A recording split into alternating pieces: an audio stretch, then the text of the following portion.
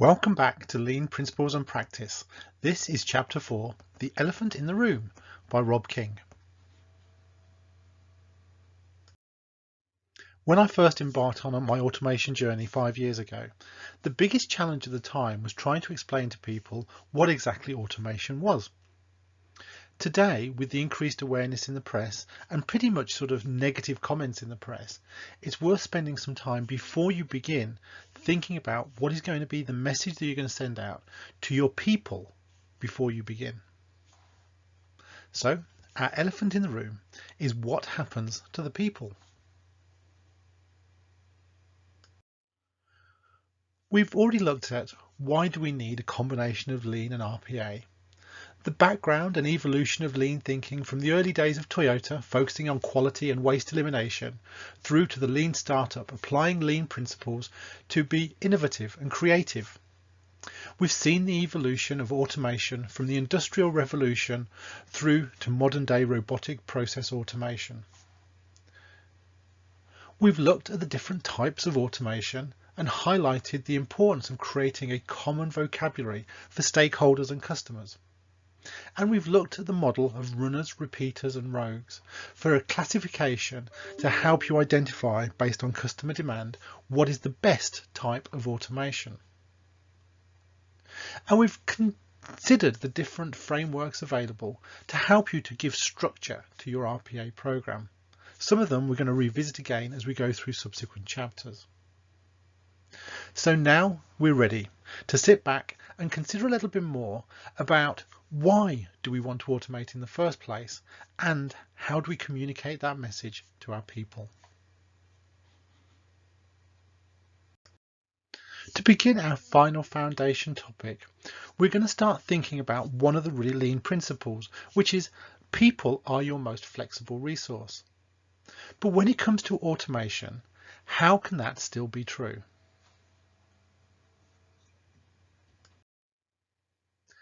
In research from My Clever Agency in 2016, the top 5 benefits expected by customers from the introduction of automation or virtual assistants were identified as 24-hour service, quick answers to simple questions, getting an instant response, the convenience, and finally, ease of communication. Starting with the customer perspective is our first Lean principle. We will understand that using our first step in defining value for Lean has 2 factors. The first is customer value, and the second is results for the organization. So what is the organizational view? Well, from Gartner's perspective in 2015, they did a similar survey, and this time they were asking companies. And the answers were not too surprising. First, efficiency. Second, cost reduction. Third, risk mitigation. Fourth, predictability. Fifth, enabling best practices. Sixth, scalability of process. And finally, accountability.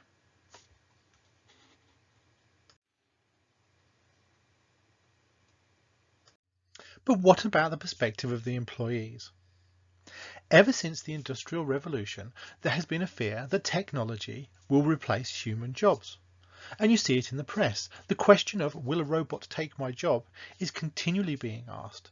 And there are a lot of myths and misinformation that's actually generating a lot of concern. But what will really happen? Well, certainly we know old jobs will be disappearing to be replaced by robots. And the question really becomes, will they now be replaced by new and better ones? And we have a recent example. Business process outsourcing moved a lot of roles and jobs overseas. But we didn't see a downturn in the long term anyway. We didn't see a downturn in the number of roles and jobs that were out there. They were simply replaced by a different set of roles. There is certainly going to be a lag between as old jobs disappear and new jobs appear. But the question really sort of remains, what happens to the people? And you need to paint a realistic, but not necessarily overly negative or overly positive picture in terms of what to do. Here's an example of what's being said in the press, this time from McKinsey. They've stated that 60% of occupations could see 30% of their tasks automated with technologies that are already available to us today. The Bank of England, similarly, have also made a statement saying that 15 million jobs will be lost in the UK to automation over the next 20 years. So a lot of people are seeing this and reading this sort of information in the press, and it's creating a lot of concern, a lot of fear, and a lot of worry. When we first started implementing automation about 5 or 6 years ago, the biggest challenge we had at the time was simply trying to explain to people what it could do and what it was capable of. Now, more people are actually aware of automation. There's enough information in the press for them to have heard or seen something about it. Now, there are a lot of myths about automation, such as it's more like the Terminator than it is a software robot. But that being said, there's a lot more information out there. The challenge, though, is one of fear. And so whatever you do, one of the key components of your RPA program is going to be building up a communications plan to start to address some of these fears. So are your people your most flexible resource? This line comes from lean thinking, and particularly Toyota, where machines and structures are considered fairly rigid, and the most flexible resource, therefore, are your people. You can change them around to do different roles in different ways very, very quickly. So a lot of the flexibility that you create within your systems is driven by the fact that you have highly skilled people. And lean is a very people-centric approach. It provides meaningful work for employees. It provides a learning system so people can continue to develop, and it builds the capability for problem solving to be able to solve problems as they occur, tomorrow's problems. If you recall back to the Toyota house, at the heart of the Toyota house was a respect for people. That respect for people is about empowered people. It's about people with the right skills to be able to achieve the best results. And it's about management providing the support needed for those people when necessary. So does this conflict with automation? And simply put, the answer is no. If you recall, right back to day one, when Toyota first started going down this path, they started on the path of quality built in and automation with a human touch. So automation has always been a key component of the system. Finding opportunities to automate inevitably or generally provide efficiency gains. So the conflict is not with the methodology. The challenge is how you handle that within your own organization. But what happens to the people? Depending on the type of organization you are and the type of situation you find yourself in, there are going to be different answers to this question. The first potential answer is to handle it through natural attrition. If you're an organization that has a high natural attrition, it may be possible to manage the change in ratio between people and robots without any additional interventions, simply managing that change just as people leave. But you're going to be pretty lucky to be in that situation. Most organizations work on a series of redeployment and reskilling. That redeployment and reskilling doesn't necessarily mean within your own organizations. Different organizations have successfully implemented automation, providing a redeployment and reskilling program that allowed employees to gain training in new industries to move on into other roles and other jobs outside of the organization. And we mentioned it before, there is a growing need for new roles. In automation itself, generating some of those roles, and in data science and in cybersecurity. The challenge to us in the short term is likely to be the people who we are currently currently displacing are not going to be the people who have those types of skills, and that gives us a short-term deficit. But new role creation in the long term will be an important component of what happens next. So before embarking upon your RPA or automation program, one of the most crucial questions you're going to have to ask and be able to make sure that you've got a valid answer to is what happens to the people. Being open and honest and transparent about that step of the process and your approach to that step of the process will aid the progress of the program as it progresses, rather than generating a lot of fear, distrust, and that will inevitably cause further delays.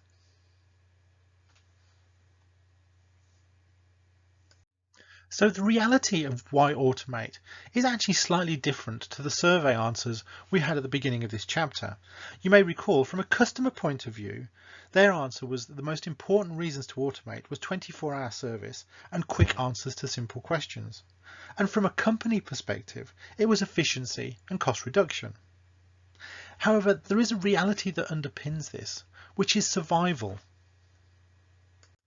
In order to simply survive in this new world, it's going to be important to start to think about what are the elements of automation that you can achieve. Even if you haven't started on your automation program yet yourself, you can pretty much guarantee that your main competitors are already looking at it. So even if you don't think you need automation right now, in all likelihood, you're going to need it soon, simply to keep pace with your competition. So survival actually is top of the list. There are 3 items on this slide which mirror what we saw on the survey slide. Savings, risk reduction, and efficiency are clearly high on the agenda, but there are 2 others as well which are important to highlight. Introducing automation opens up new and potentially innovative opportunities. And one of those opportunities is being able to extend the processing window. If you're a 9-to-5 telephone-based organization, for example, implementing automation may open up the opportunity to be able to run a 24/7 and more self-service and customer-based operation, even if you've got legacy systems. Often those underlying legacy systems inhibit the ability to be able to implement web-based type applications. Automation provides a middleware solution to fit between the website and the legacy systems, providing a processing window that can run 24/7. And back to more complex tasks. Actually, automating releases the human effort to be able to focus on more challenging and complex tasks. In some business areas, they're finding it so difficult to hire staff, automation is potentially the only solution to be able to release staff to do more complex work. So again, it can really vary depending on your industry and business problem.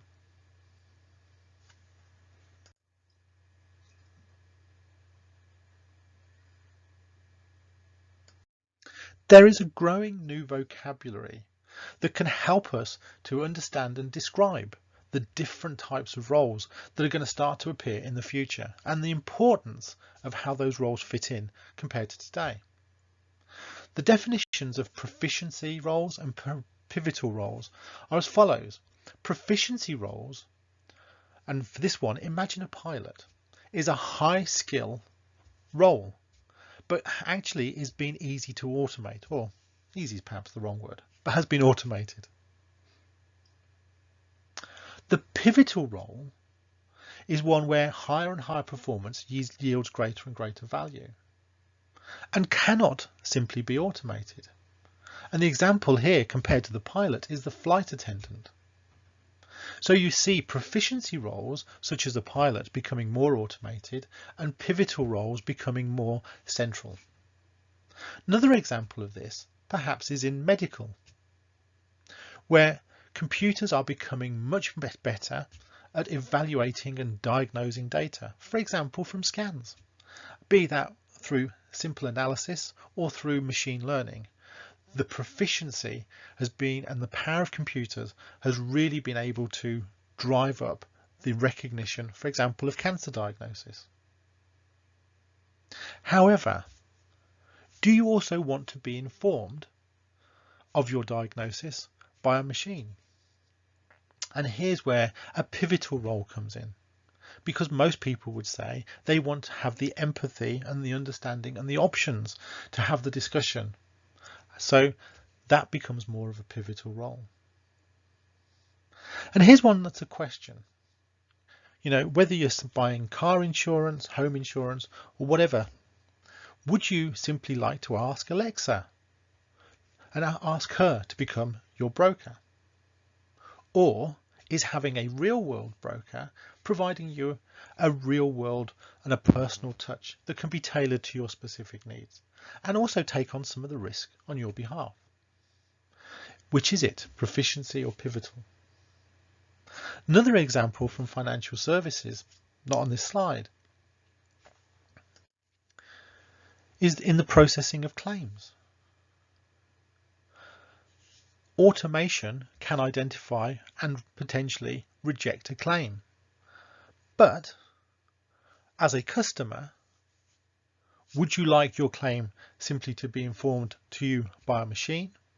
Or would your claim being rejected be something you'd like to discuss with an end user? Which is proficiency and which is pivotal? And as automation increases, an increasing number of proficiency roles actually become automated and unexpected roles become much more pivotal. There's a link on the screen as well that takes you to the story in the Harvard Business Review where these definitions were first originated. To bring this chapter to a close, I'm going to take a model that we're going to look at in much more detail in the next chapter. The completed version of this is called the game plan, but I'm just going to focus on the very, very first step of raising awareness to help bring together the core elements we've been discussing in this chapter around people. Now, in terms of raising an awareness is raising it to your stakeholders, your customers, and your people. And first and foremost, helping them to understand what is robotic process automation. And this is where the categorizing of automation that we talked about in a previous chapter will come into play, helping people to understand the differences between desktop, automation, cognitive, etc. Using this information, it's also important for the senior leadership team to have established where is your first focus area. Now, I'll assume that the first focus area will be a pilot, and we'll talk about how you select your pilot area in a future chapter. But also in your vision, and relevant specifically to this chapter, is a vision for your people.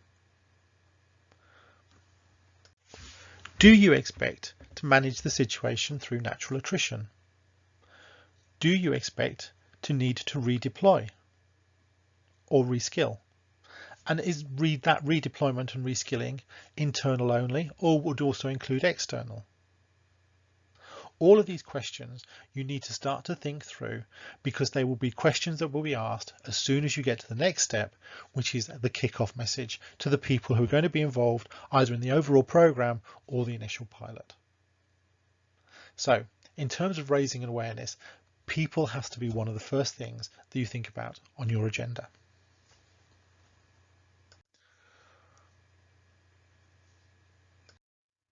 We've covered a lot of topics in this relatively short chapter. So there's some work for you to do now to start to put some of these things together. One of the first questions that we tried to cover was the topic of why automate. So the first question is, for your specific organization, what are the reasons for you automating within your organization? Then, for each of those key drivers that you have, what are the greatest challenges that you're going to face, do you perceive? And what can you do to address those challenges? And within those key areas, can you start to understand which roles might be pivotal and which roles might be proficient, i.e. candidates for automation. Okay, so now's the time to pause the video for a moment, give that some thought, and then come back to me in a second.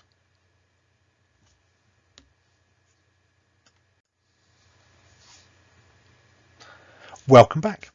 Now, as always, we'd love to hear your answers to this question if you can share them on the social site on the RPA Academy. So please do sort of pop your answers up there, and we'd love to sort of join in the discussion. So how are we doing with those goals that we laid out back in chapter 1? Well, we've covered the background to lean and automation, and we've covered the key reasons organizations want to do lean automation. So the next chapter, we're going to move on to understanding who are the automation providers and what are the key skills you require for implementing an RPA program.